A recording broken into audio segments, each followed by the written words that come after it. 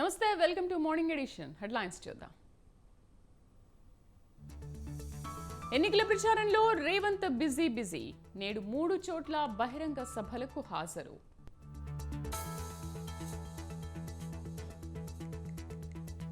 మేనిఫెస్టోపై Jagan focus. నేడు committee నేతలతో YCP అధినేత భేటీ.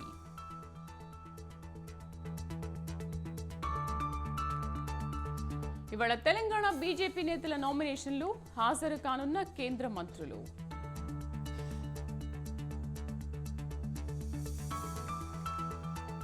పెండింగ్ అభ్యర్థుల జాబితాపై కాంగ్రెస్ కసరత్తు. ఇవాళ 3 స్థానాలకు అభ్యర్థులను ప్రకటించే అవకాశం.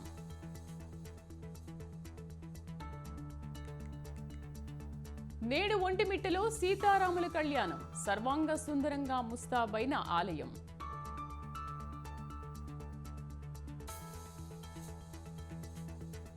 తెలుగు రాష్ట్రాల్లో పెరుగుతున్న ఉష్ణోగ్రతలు, ఉక్కపోతతో అల్లాడుతున్న జనం.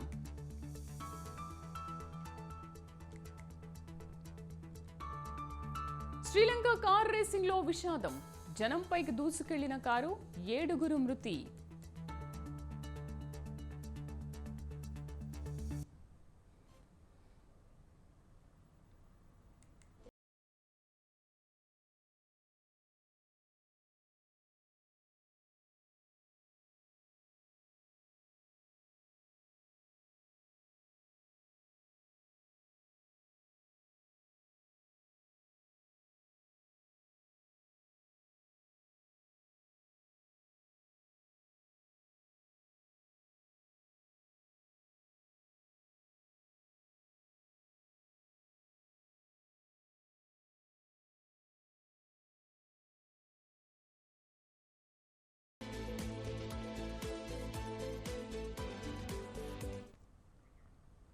ఢిల్లీ లిక్కర్ స్కామ్ కేసులో ఎమ్మెల్సీ కవిత బెయిల్ పిటిషన్లపై రౌస్ అవెన్యూ కోర్టులో ఇవాళ విచారణ జరగనుంది. ఈడీ కేసులో మార్చి 15 అరెస్ట్ అయిన కవిత ప్రస్తుతం తిహార్ జైల్లో ఉన్నారు. కవితను హైదరాబాద్లో ఈడీ అరెస్ట్ చేసి 16న ఢిల్లీ రౌస్ అవెన్యూ కోర్టులో హాజరుపరిచింది.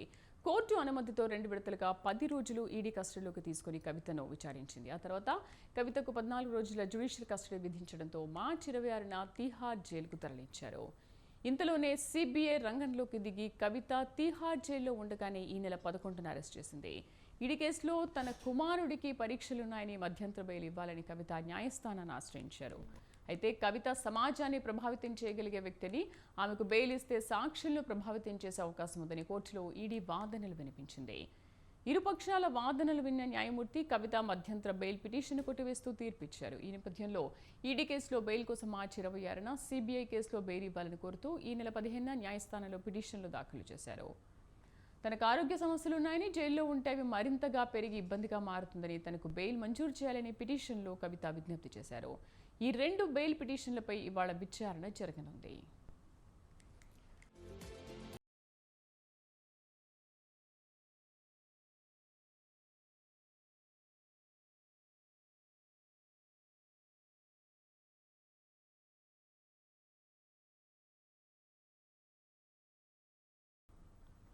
జైల్లో ఉన్న కవిత జ్యుడిషియల్ కస్టడీ రేపటితో ముగియనుంది. ఈ నేపథ్యంలో కవితను ఈ నెల 23న ఉదయం రౌస్ అవెన్యూ కోర్టు ముందు హాజరుపరచనున్నారు.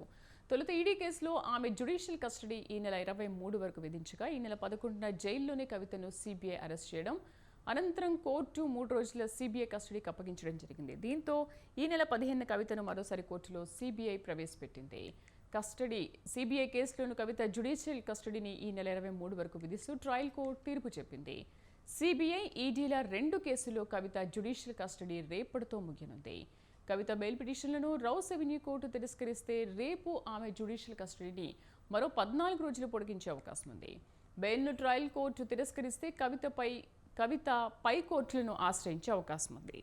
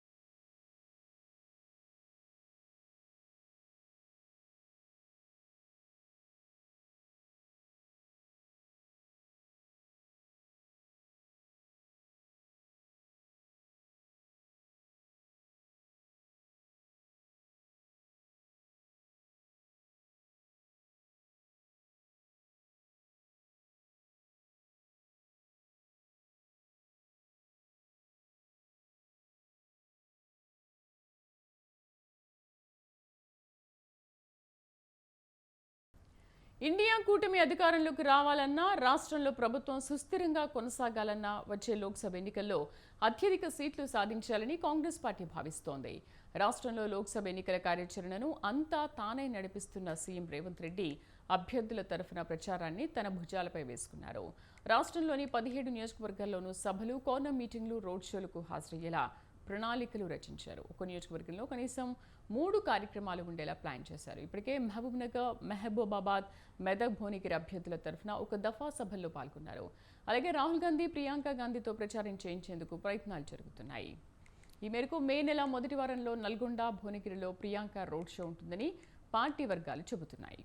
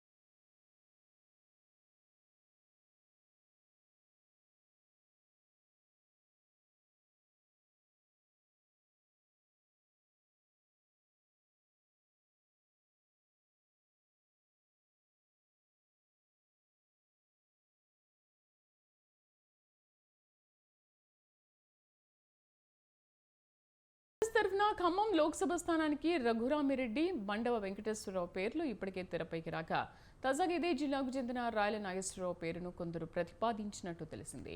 ఇటీవల రాష్ట్ర ప్రభుత్వం ఆయనను గిడ్డంగుల సంస్థ చైర్మన్గా నియమించింది. ఎన్నికల కోడ్ అమల్లోకి రావడం వల్ల ఇంకా బాధ్యతలు తీసుకోలేదు. ఈ స్థానానికి తీవ్ర పోటీ నెలకొని పేరు ప్రకటించడంలో జాప్యం జరుగుతున్న నేపథ్యంలో తాజాగా కొందరు నాగేశ్వరరావు పేరును తెరపైకి తెచ్చినట్టు తెలిసింది.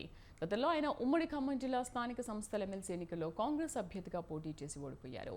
2 రోజులుగా ఖమ్మం అభ్యర్థిపై కాంగ్రెస్ ముఖ్య నాయకుల మధ్య తీవ్ర స్థాయిలో చర్చలు జరుగుతున్నాయి. ఏఐసీసీ అధ్యక్షుడు మల్లికార్జున ఖర్గే, అగ్రనేత రాహుల్ గాంధీల నిర్ణయం కోసం ఎదురు చూస్తున్నట్లు తెలిసింది. అలాగే కరీంనగర్, హైదరాబాద్ లోక్సభ నియోజకవర్గాలకు కూడా అభ్యర్థులను ప్రకటించాల్సి ఉంది.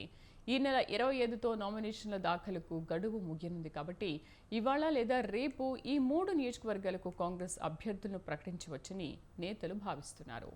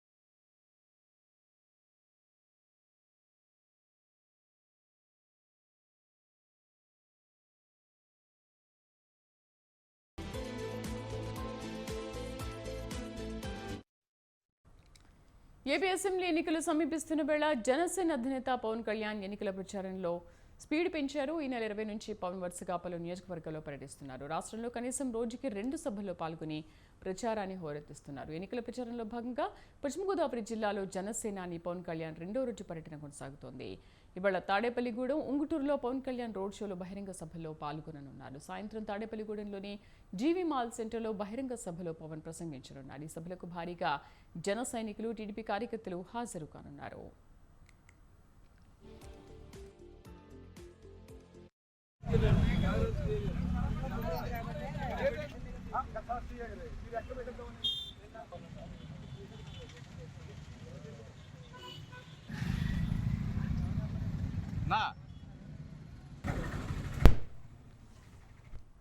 మరోవైపు రేపు పిఠాపురం జనసేన ఎమ్మెల్యే అభ్యర్థిగా పవన్ కళ్యాణ్ నామినేషన్ దాఖలు చేయనున్నారు.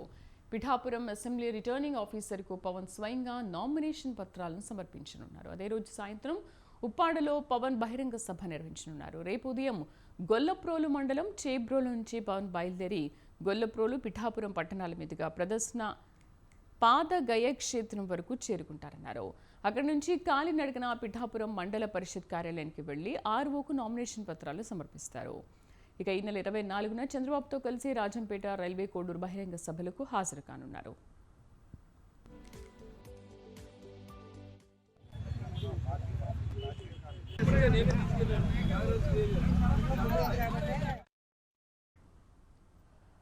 ఇప్పటికే వారాహి విజయ్ యాత్ర విజయవంతంగా కొనసాగుతోంది. నిన్న పశ్చిమ గోదావరి జిల్లా నర్సాపురం, భీమవరం సభల్లో పవన్ కళ్యాణ్ పాల్గొన్నారు. ఈ సభలకు జన సైనికులు, టీడీపీ కార్యకర్తలు భారీగా తరలివచ్చారు. అయితే కూటమికి మద్దతు ప్రకటించిన చిరంజీవిపై సజ్జల చేసిన వ్యాఖ్యలపై పవన్ సీరియస్ అయ్యారు. చిరంజీవి అజాత శత్రువు, ఆయన జోలికి వస్తే సహించేది లేదంటూ సజ్జల రామకృష్ణారెడ్డిని హెచ్చరించారు. రాష్ట్ర ప్రజల జోలికి, చిరంజీవి జోలికి, బడుగు బలహీన వర్గాల జోలికి వస్తే ఊరుకునేది లేదన్నారు. ఒళ్ళు దగ్గర పెట్టుకుని మాట్లాడాలంటూ పవన్ స్ట్రాంగ్ వార్నింగ్ ఇచ్చారు. వైసీపీ సింహం కాదు, గుంట నక్కలు, తోడేళ్ల బ్యాచ్ అని విమర్శించారు. సజ్జలకు డబ్బు, అధికారం ఎక్కువైందని ఆగ్రహం వ్యక్తం చేశారు.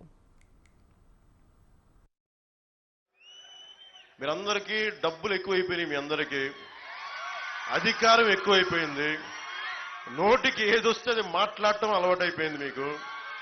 రజనీకాంత్ వచ్చి, సూపర్ స్టార్ రజనీకాంత్ గారు వచ్చి చంద్రబాబు గారి కోసం పాపం ఏదో ఆయన బాగుండాలని బర్త్డే విషెస్ చెప్పి ఆయన చెప్తే ఆయన్ని కూడా తిట్టేస్తారు వీళ్ళు. మొన్నదాకా మెగాస్టార్ చిరంజీవి గారు పాపం ఆయనకి ఆయన ఏదైనా పాలసీలు చెప్తే బాగున్నాయని ఎంకరేజ్ చేసినప్పటి వరకు చిరంజీవి గారు మంచోళ్లే. కానీ ఈ రోజున చిరంజీవి గారు జనసేనకి 5 కోట్ల రూపాయలు ఇచ్చి వారి అబ్బాయి రామ్ చరణ్ నువ్వు కూడా డబ్బులు ఇవ్వాలని చెప్పి జనసేనకి నిలబడాలని చెప్తే వెంటనే ఈ రోజున సీఎం రమేష్ గారు, పెందుర్తి మన రమేష్ గారికి ఇద్దరికి మద్దతుగా నేను ఎన్డీఏ కూటమికి మద్దతు తెలుపుతున్నాను, లేదంటే వాళ్ళిద్దరికి మద్దతు తెలుపుతున్నాను అన్న ఒక మాట అనగానే చిరంజీవి వచ్చినా ఎవరు వచ్చినా ఏమవ్వదు, మాకు సింహం సింగిల్ గా వస్తుంది, వాళ్ళు సింహాలు అంటాయి. ఒక్కసారి మీ ముఖాలు చూసుకున్నారు, అర్థంలో మీరు సింహాల్లా ఉన్నారా? మీరు గుంట నక్కల సమూహంలా ఉన్నారు తప్ప మీరు సింహాలా? మీరు సుగంధ ద్రవ్యాలలో ఒక్కొక్క దినుసుకి ఒక్కో ప్రత్యేకత ఉంటుంది. అలాంటి వాటిలో ఒకటి గసగసాలు. దీని నుంచి తయారయ్యే నల్ల మందును ఆయుర్వేద, హోమియో, అలోపతి ఔషధాల తయారీలో వినియోగిస్తారు. దగ్గుమందు, పెయిన్ కిల్లర్స్ తయారీలో దీన్ని వాడతారు. అయితే నల్ల మందు, ఓపియం, మార్ఫిన్ ఉత్పత్తిని రాజస్థాన్ ముఠా క్యాష్ చేసుకుంటోంది. ఈ ముఠా గుట్టును ఎక్సైజ్ శాఖ అధికారులు రట్టు చేశారు.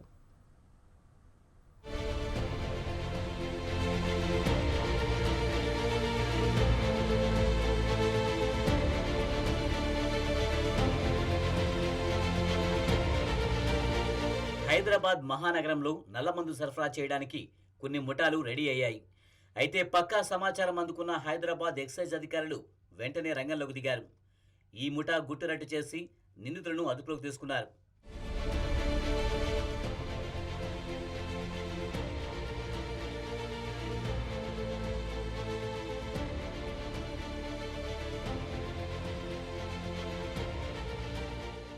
గత 15 రోజులుగా రాజస్థాన్ నుంచి హైదరాబాద్ నగరానికి నల్లమంది సరఫరా అవుతుందని హైదరాబాద్ ఎక్సైజ్ సూపరింటెండెంట్ విజయ్ తెలిపారు. నారాయణగూడ, దూల్పేట ప్రాంతంలో 160 కిలోల నల్లమందును సీజ్ చేసి ఇద్దరిని అరెస్టు చేశామని ఆయన చెప్పారు. నిందితులు తేజారాం, దేవేంద్రకస్ ఈ దందా సాగిస్తున్నట్లు ఆయన చెప్పారు. రాజస్థాన్లో మెయిన్ కింగ్ పిన్ పరాస్ ద్వారా నల్లమందు హైదరాబాద్కు చేరుతుందని ఆయన తెలిపారు. గ్రాము నల్లమందును 1000 రూపాయలకు, కిలో 1,20,000కు విక్రయిస్తున్నారని తెలిపారు. సుమారు 1,50,00,000 రూపాయల విలువ చేసే 160 కిలోల నల్లమందును సీజ్ చేశామని చెప్పారు.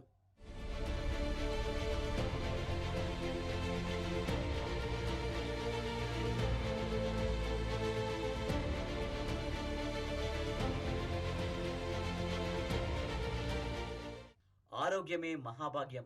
పోపుల పెట్టదని సుగంధ ద్రవ్యాలు ఆరోగ్య కారకాలు. ఈ ఆరోగ్య కారక సుగంధ ద్రవ్యాల నుంచి నిందితులు నిషేధిత డ్రగ్స్ తయారు చేసి యువతను మత్తుకు బానిసలు చేస్తున్నారు. నేరగాళ్లు గసగసాల పంట పండించి దీని ద్వారా హెరాయిన్, మార్ఫిన్ డ్రగ్స్ తయారు చేస్తున్నారు. నల్లమందు ద్వారా 0.32 మిల్లీగ్రాముల హెరాయిన్, 1/2 గ్రామ్ మార్ఫిన్ టీ కాఫీల్లో వేసుకుంటే చాలు గమ్మత్తుగా మత్తు వచ్చేస్తుంది. ఔషధాల తయారీలో నల్లమందును ఎంతో పకడ్బందీగా ప్రమాణాలు పాటిస్తూ వినియోగిస్తారు. ఆయుర్వేదం, హోమియో, అల్లోపతి మందుల్లో దీనిని పాళ్ల ప్రకారం వాడతారు. దగ్గు మందులు, పెయిన్ కిల్లర్స్ తయారీలో దీనిని ఉపయోగిస్తారు. ముఖ్యంగా క్యాన్సర్ రోగులకు వాడే ఔషధాల్లో దీనిని అధికంగా వినియోగిస్తారు. నల్లమందు నేరుగా మనిషి నాడీ వ్యవస్థపై పనిచేస్తుంది.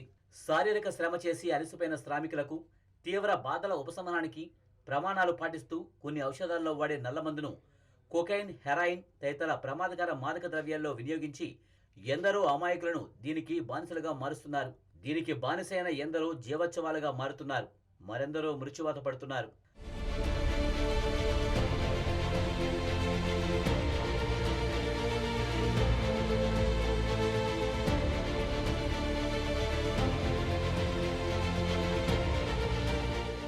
నల్లమందు, మత్తు పదార్థాల తయారీకి మూలకారకమైన గసగసాల సాగుపై ప్రభుత్వం నిషేధం విధించింది. మధ్యప్రదేశ్, ఉత్తరప్రదేశ్, రాజస్థాన్ రాష్ట్రాల్లో ఎంపిక చేసిన కొన్ని ప్రాంతాల్లో మాత్రమే ఈ సాగుకు అనుమతి ఉంది. ఈ పంట సాగు చేయాలంటే కేంద్ర అనుమతి అవసరం. దీనికి సెంట్రల్ బ్యూరో ఆఫ్ నార్కోటిక్స్ జారీ చేసే లైసెన్స్ తప్పనిసరి.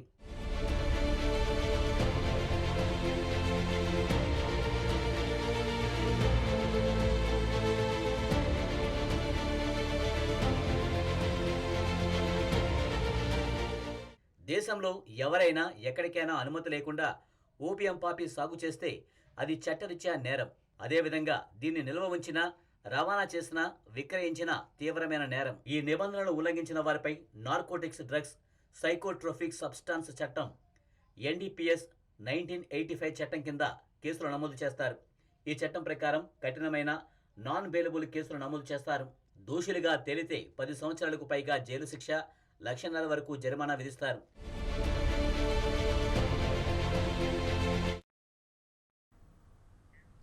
బులెటిన్ విశేషాలు. నమస్తే.